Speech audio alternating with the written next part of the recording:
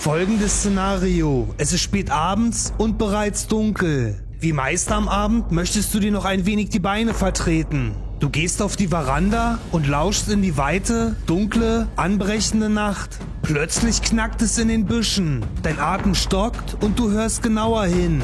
Erstmal ist nur Ruhe.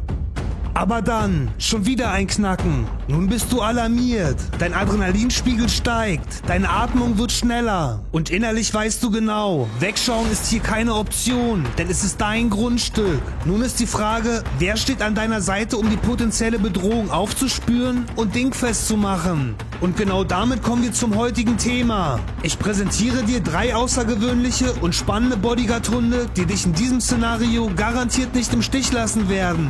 Der wie ein Löwe aussehende Tibet-Mastiff, der muskelbepackte und zähe Alabai oder der Gigant aus Anatolien, der Kangal. Heute klären wir, wer wirklich zu dir passt. Steigen wir ein mit dem Tibet-Mastiff, der Hund, den selbst Löwen respektieren. Denn er sieht selbst aus wie ein wildes Raubtier und bellt wie ein Donnerhall. Seine Wurzeln reichen bis zu den Dächern der Welt, hinein ins alte Tibet vor über 3000 Jahren. Dort bewachte er Klöster, Nomadenlager und Herden. Und das bei klirrender Kälte und dünner Luft. Sogar Marco Polo schrieb über ihn Folgendes: So groß wie ein Esel und mit einer Stimme wie ein Löwe. Und wusstest du, dass der Dalai Lama 8 von ihnen hielt? Je 2 an jedem Eingang seiner Residenz. Oder dass Schmuggler in den 70er Jahren versuchten, Drogen unter seinen Hundeboxen zu verstecken, weil niemand sich traute, die Box zu durchsuchen? Der Tibet-Mastiff ist kein gewöhnlicher Hund. Er ist eine lebende Legende. Er hat einen massiven und muskulösen Körperbau. Eine Schulterhöhe bei Rüden von mindestens 66 cm und mit einer Schulter ausgestattet wie ein Rambock. Er bringt bis zu 70 Kilogramm auf die Waage. Seine Beißkraft liegt bei etwa 550 PSI und seine Lebenserwartung liegt bei etwa 12 bis 15 Jahren. Dazu kommt sein charakteristisches Fell. Lang, dicht, mit einer Mähne wie ein Löwe, besonders bei den Rüden. Ein Anblick, der Einbrecher sofort zweimal überlegen lässt, ob sie wirklich weitergehen wollen. Wer also einen waschechten Wachhund sucht, keine Spielerei, sondern einen ernsthaften Bodyguard auf 4 Pfoten, ist beim Tibet-Mastiff goldrichtig. Er bellt, warnt und verteidigt, wenn es sein muss, mit absoluter Konsequenz. Fremde haben keine Chance. Diese Rasse wurde jahrtausende lang gezüchtet, um Eigentum, Vieh und Menschen zu beschützen. In der Nacht ist er hochwachsam und am Tag ruhig, aber immer bereit. Aber Achtung, dieser Hund arbeitet nicht für Leckerlis. Er denkt selbst. Und das muss man respektieren. Oder man bekommt Probleme mit seiner natürlichen Dominanz. Und wie schlägt er sich allgemein im Security-Bereich? Zusammengefasst, wenig Lärm, aber maximale Wirkung. Abschreckung pur. Was meinst du? Fühlst du dich ihm gewachsen? Dann ist dieser uralte Wächter aus dem Himalaya dein Bodyguard. Weiter geht es mit dem Alabai, auch bekannt als zentralasiatischer Schäferhund. Dieser Riese stammt aus den rauen Wüsten und eisigen Steppen des einsamen Gebirges Zentralasiens. Und wer ihn das erste Mal sieht, bleibt stehen, denn er ist wahrlich nicht zu übersehen.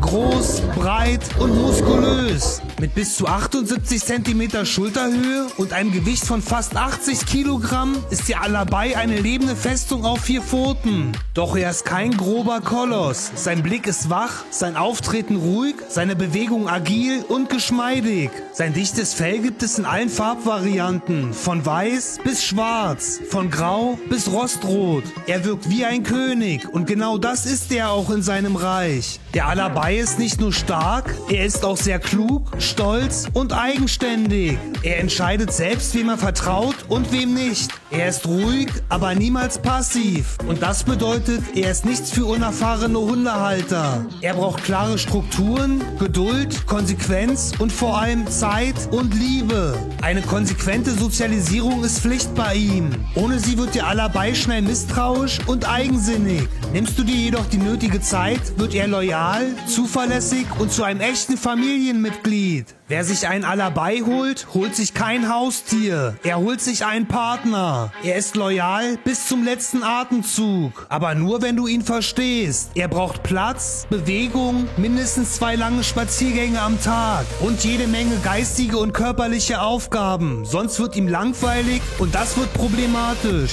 Alles, was ihn fordert, das liebt er. Sein Charakter? Hart, loyal und kompromisslos. Aber im sicheren Kreis des Rudels ist er verspielt und kuschelbedürftig. Eben ein typischer Grundstückswächter. Tagsüber ruhig und nachts auf Patrouille. Er analysiert, beobachtet und greift nur ein, wenn es wirklich nötig ist. Für Sicherheitsteams, die Nachtschutz brauchen, ist der Alabai ein absoluter Gewinn. Aber Vorsicht, wie schon erwähnt, er braucht Platz, klare Regeln und jemand, der weiß, was er macht. Kommen wir nun zum Kangal. Er ist türkischer Nationalhund und ein Hirtenhund mit einer langen Geschichte. Laut Experten ist er der stärkste Hund der Welt. Seine Wurzeln reichen über 1000 Jahre zurück, tief nach Ostanatolien. Dort lebte er allein mit der Herde, tagelang, oft ohne direkten Kontakt zu Menschen. Dabei traf er eigene Entscheidungen, kämpfte gegen Wölfe und Bären und kehrte meist als Sieger zurück.